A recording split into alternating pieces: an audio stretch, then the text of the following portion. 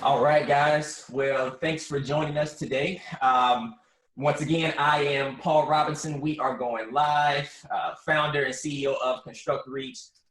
For us, it's been very important during this time, during these unprecedented times, as we found ourselves with this pandemic of COVID-19.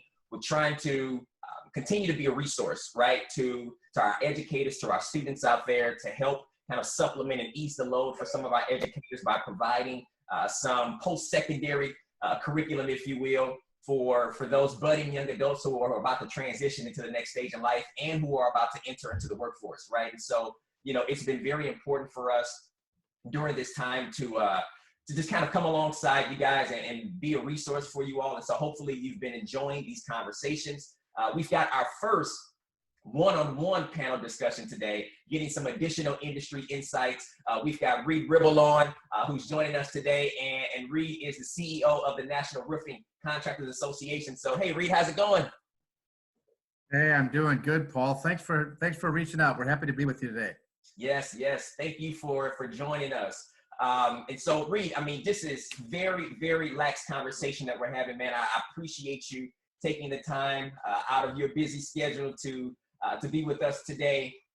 And, for us, we've been talking through just a variety of different things regarding the construction industry. And so it's been important for us to speak to the construction industry per se, because when you hear about, this pandemic having a negative impact on the economy at large, one of the things that we want to be able to speak to is that under the umbrella of the economy, there's a lot of different sectors. And so it's affecting different sectors differently. And for a lot of these students and a lot of educators who may be teaching students who have an interest in the construction industry, one of the things that we wanted to do was just to shine a spotlight on how we're navigating, how the industry is navigating through this pandemic, and to still offer insight and guidance for young people who are considering a career in the construction industry. And so, Reid, if you don't mind, man, just kind of share your story, your journey with us professionally, and how you got to where you are. Okay, sure. I was the son of a Baptist minister, and I also have 5 older brothers. So I'm the youngest in my family, and my dad struggled to make ends meet because he basically worked in the as a chaplain for the prison ministry in the Wow. in the state of Wisconsin, and so he started this small roofing company on the side to generate additional income for the family. And so as I was going through high school, I did some roofing work for him and learned the trade firsthand. But I originally left and I went to college to go into ministry myself, and I went to divinity school. But during that time, I just felt that wasn't for me. So I came back, talked to my dad, and at age 22, I took over his small roofing operation. And we had 3 or 4 employees at the time, and doing a handful of houses during the course of the year. By 1990, I had around 110 employees, and we were doing both commercial and industrial roofing pretty much all over the United States. And so that's how I got into the roofing career. In 2009, I sold my company because I had an interest in politics. So at age 57, I went in and served 6 years in the U.S. House of Representatives. I was elected to the U.S. Congress, and went in with a self-imposed term limit. So after my 6 years, I left, and at the same time, the National Roofing Contractors Association reached out to me and said, would you be interested in coming back and becoming our CEO? And so that's kind of how I got here. So I've got a broad range of experience in the roofing industry, in Congress, and now in the association world. Wow. No, that's an amazing story. And actually, there's some overlap. I didn't even know that there's some overlap just with how you grew up, and who your father was, and being a minister and things of that nature, and going to seminary and things of that nature. Like I didn't know there's a lot of overlap between me and you. So very good, very good. So Reid, as you look at the state that we find ourselves in, one of the common themes that we've been talking through over the variety of these panel discussions is, how is this impacting the construction industry specifically? how would you say the industry is responding to this pandemic that is taking place? I'm actually very proud of how the industry, especially the roofing industry, but I think construction overall has responded because in a time of need, and particularly in a period of time where so many Americans are now living in their homes and are removed from their work environment, they're seeing things at home that they maybe didn't notice before. And of course, if there's a storm, for example, I live outside of Nashville, Tennessee, and we've had a whole series of tornadoes go through there. Over 1,000 homes were damaged. Some were destroyed. And it was the roofing industry and the construction industry that began to rebuild the city after that damage went through. And so I think the industry's responded appropriately, and they've added a lot of safety measures in how they go about their work. And so as far as the economic impact, it hasn't been real bad on the industry, except in those states where roofing was not deemed essential, like Michigan, Pennsylvania, up in the Northeast and California. Construction work was not deemed essential, but all of those states are now coming online because they realize how important construction is to the economy. Yeah, and that's one of the constant themes that we have heard. I mean, of course, there's different hotspots or what have you, or depending on like what owner is doing what. There's been a couple of stoppages, but for the I guess kind of one of the overarching questions or answers that we've gotten is that construction is still considered to be essential to our economy, and so there's been work that's continued to take place. And I think when we think about our audience with educators and students, I think that's important to know, right? That it's still considered to be an essential part of the economy. Because these are individuals who are about to transition right into this next stage in life. And, when you have a pandemic that takes place that pretty much turns everything upside down, and there's a lot of unknowns, and we're all tuning in, for information on a day-to-day basis, I think it's important for us to be able to bring that information to the forefront into the context of their lives, into their situation, to say, hey, I know that there's a huge impact that this pandemic is having on the entire economy, but construction specifically is one of those industries that is still essential for the economy, and so it just gives them a pathway forward, if you will. It kind of sheds light on some of their desires and ambitions that they have, and maybe they're not doused right during this time, and so it's still available to them. So that's good. That's good. Are there any anything like as far as best practices that you see the industry doing in response to that? One of the things that we talked about a couple of weeks ago in one of our other sessions was, with construction has been able to respond accordingly with some of the social distancing in certain aspects, because PPE has always been a large component, and safety has always been a large component within the construction industry. So are you able to kind of share maybe a different perspective, or just even more insight on, how the construction industry is navigating through that, given the fact that, social distancing is pretty important for all of us right now for our health and safety? Yeah, there's a lot of things that the industry has been doing. A couple of that I'll highlight. One that I'm particularly proud of, N95 masks. Those types of masks that are so needed by our medical community right now are commonly used in the construction industry, and particularly in roofing. And in fact, the N95 mask roofing industry has donated over 1 million N95 masks. Wow. to medical service providers throughout the country. But also, you're seeing a lot of changes going on in sanitation of vehicles, sanitation of tools, sanitation of materials. Prior to getting to a job site, particularly a residential job site, the industry has responded pretty aggressively in making sure that hygiene was absolute top flight. They've rather than putting 4 or 5 workers in a crew cab truck, most people are arriving to the job sites direct from their homes. And there's been a lot of changes to protect the families of the homes that they're working on or the businesses that they're working on, to make sure that everybody is safe. And the nature of roofing work and a lot of construction work, quite frankly, allows for distance to take place without a disruption. It's not that common to have 2 or 3 or 4 people working right close together. They're always typically spread out on a construction job. And so that distancing factor comes more into play in getting to the job site than actually doing the work. And you know, I would just also say to students, when they think about it, you live in a home that was built by a construction worker. You drive on roads that were built by a construction worker. You go to school in a building that was built by a construction worker. If you go on vacation, you go to an airport that was built by a construction worker. And just stop and think about it. At night, when you go up to your bedroom and you reach to turn on that light, it turns on all the time. You turn it on, the light goes on. You turn it off, the light goes off. And it does it all the time. We need to start thinking and thanking the men and women that make that possible. And it's such an important aspect of who we are and what we do.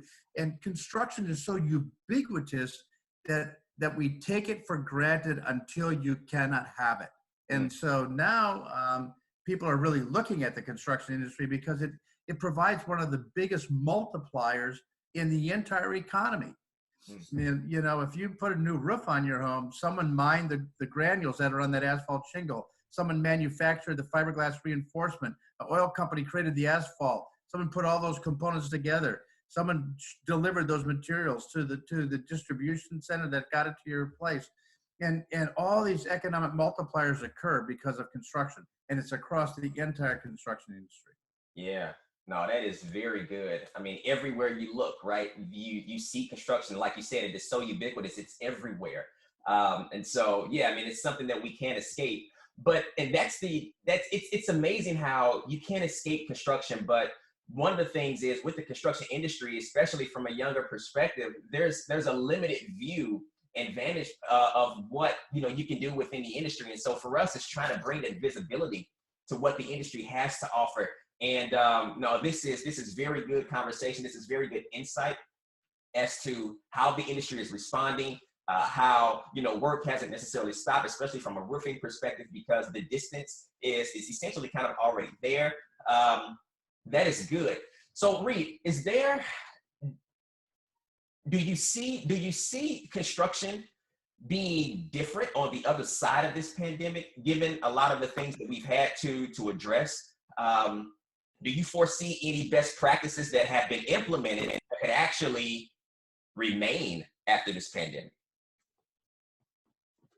I think one of the things that might remain is the use of technology, particularly in the disciplines related to estimating work and getting projects started. Right now it's still a fairly hands-on approach where people are coming to that building, they're measuring it locally, they're getting up on the roof to inspect it. But now that they haven't been able to do a lot of that, they're using technology that's available to them through companies like EagleView or Hover and others to do digital measurements remotely and virtual estimating. And what we're seeing is a new level of efficiency, and the use of drones has accelerated exponentially.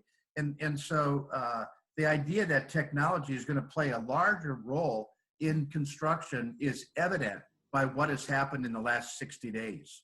Wow.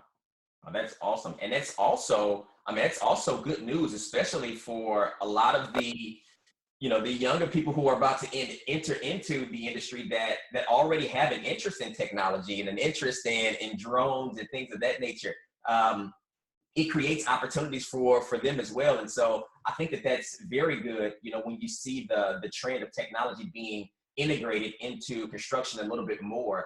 I think it just offers up, more opportunities and more levels of engagement from students or younger or budding adults that may not have considered construction as a choice of interest, that are now saying, you know what, hey, well, I had an interest in technology and I just didn't think I had a role within the industry, but now since it's being implemented a little bit more, hey, maybe there's an opportunity for me. So that's very encouraging to know. It's good. It's good. And I would just add this, Paul, that 40% of the commercial low slope roofing that's done in the country, whether it's on a restaurant, hospital, school, any big industrial building, 40% of that type of roofing is now being installed with the use of robots. Wow. And so the need for workers that have an advanced level of understanding of technology, the use of robotics, the repair of robotics, those types of things become more and more need filled in the construction industry, and there's more and more jobs as a result of it. Oh, that's good. Yeah, that's amazing insight. I had no idea that it was that large of a percentage. Yeah, where they're integrating robotics to do that. And that's great. That's great. Let's see. So very good conversation. So Reid, if you had to kind of give some sounding advice for our educators, or maybe for our students who are tuning in right now, considering everything that's going on, like, do you have any advice for young people who are, about to, or considering, or have a desire to enter into the construction industry? Yeah, I give it a handful of things, depending what level they wish to do, what type of work, what discipline they want to be involved in. And when I talk about a discipline, I'm talking about, it doesn't matter whether it's roofing like what we do, or plumbing or electrical. Every one of those trades has a multitude of disciplines inside the trade. So in roofing, you've got people who do construction management, who do estimating, who do finance, as well as do construction. And across the entire realm of roofing alone, there's over 20 disciplines that a worker can learn. Some do not need any education beyond high school, and others need technical education, maybe a 2-year tech class, and then some need a college degree. My recommendation is, if you have an interest even in the degree side of things, go and work for a roofing company and start learning the trade as a laborer. And a lot of those roofing companies will help you pay for advanced education and get you to that degree level, so you can move up the food chain inside that company and find a place to grow. And there are entire career paths available that a lot of young people think they're priced out of because they can't afford to go to college. But there are all kinds of professional certifications in the roofing industry to build a career on, where you can earn $50, $60, $70, $80,000 a year in this particular trade without having a college degree. Wow. And that's very insightful information, Reid, because when you consider, just the amount of weight and sometimes of a burden, that some of the educational loans are causing young adults as they come out of school, with being able to go right into the workforce, with being able to go right into a career where there's an upward trajectory, and you can make a very good living and not have to pay a loan off. I mean, that's a huge plus and a huge bonus too, would you say? Oh, for sure. And then while they're earning income and earning a living, they can continue to tap into educational opportunities that employer makes available to them, that the employer pays for. Yeah. And if they're ambitious and they've got the right aptitude to go into finance or project management or whatever, you're likely to have the employer pay for you to get whatever additional supplemental education, certification, or degrees that you need. Wow. And you don't have to pay for it. So my advice to young people is to not limit your thinking based on what you feel when you're 18 or 19. Yeah. But instead cast a long vision, a long view. And it's hard to do when you're young. Yeah. But cast a longer view of where you want to be 10 years from now, and let someone else help you get there while you're earning a living, and not going into any debt, building a 401k retirement plan, having vacations, driving a nice car, all the things that someone who is 45 has already got. Yeah, no, that's great. Yeah, that's great. I'm sure that's very intriguing, right, for a young person. So now that is very good information, very good insight, Reid. I definitely appreciate you offering that wisdom, if you will, to these budding young adults and just to industry professionals. I mean, I think that's insightful information for everybody who's listening today. And so, yes, so we'll open it up if there's any questions out there. of any of our listeners who are tuning in to ask Reid a couple of questions? Let's see, we'll give it just a second, a couple of seconds.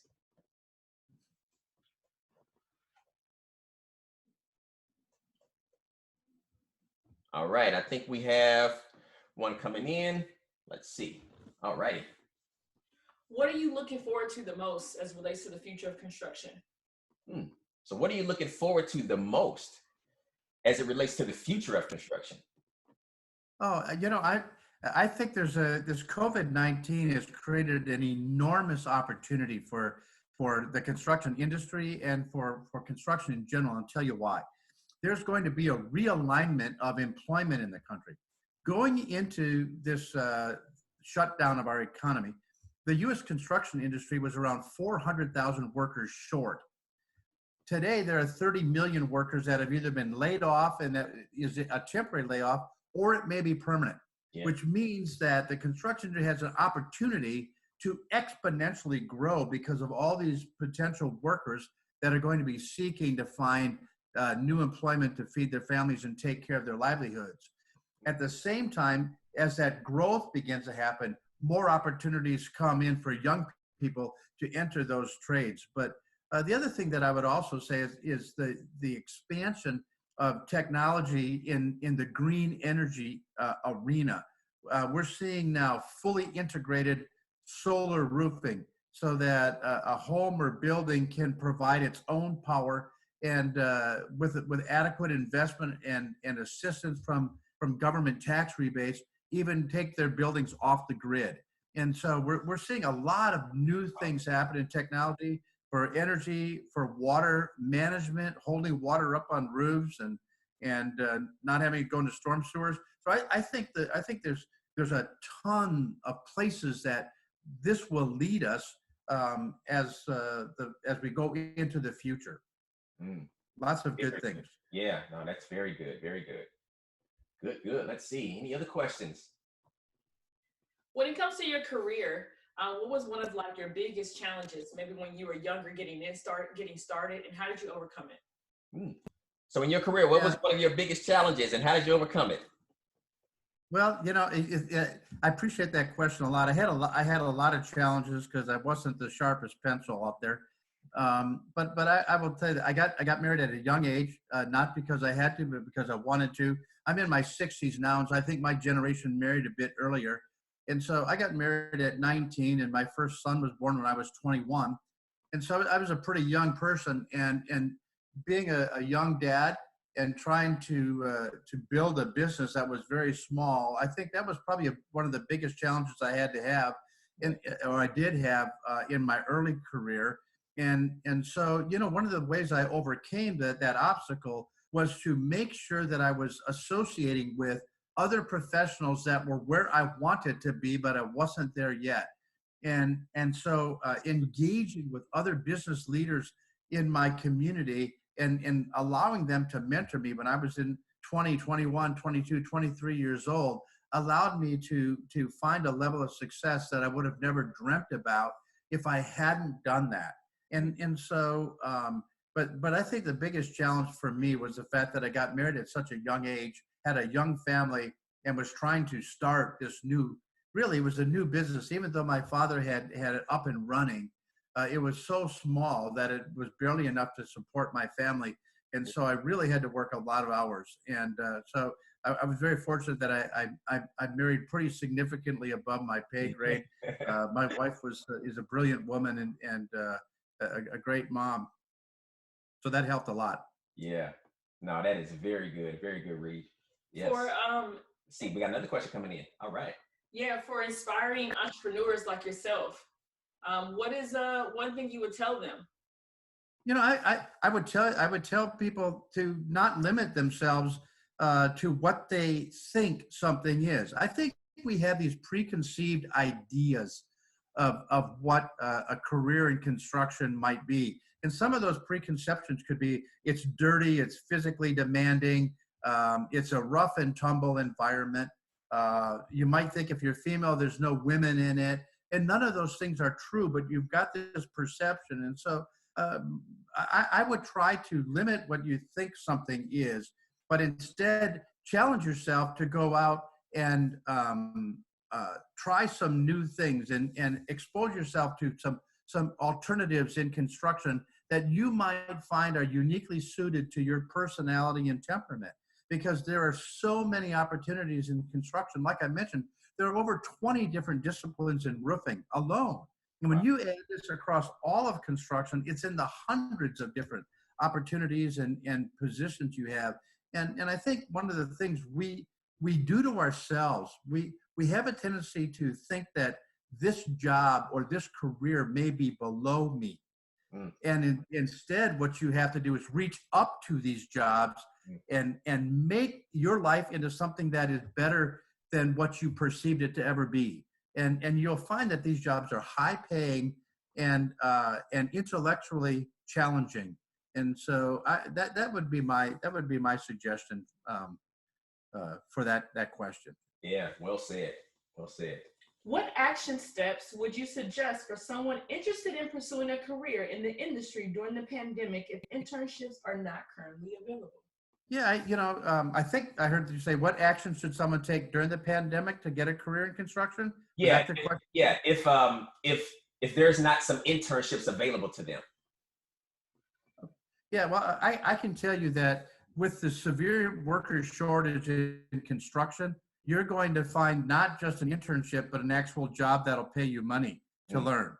And so we have a tendency to think in terms that we go through an internship process, because that's often been the way that new people would get into a new career. And they would either take a no paid internship or a very low paid internship.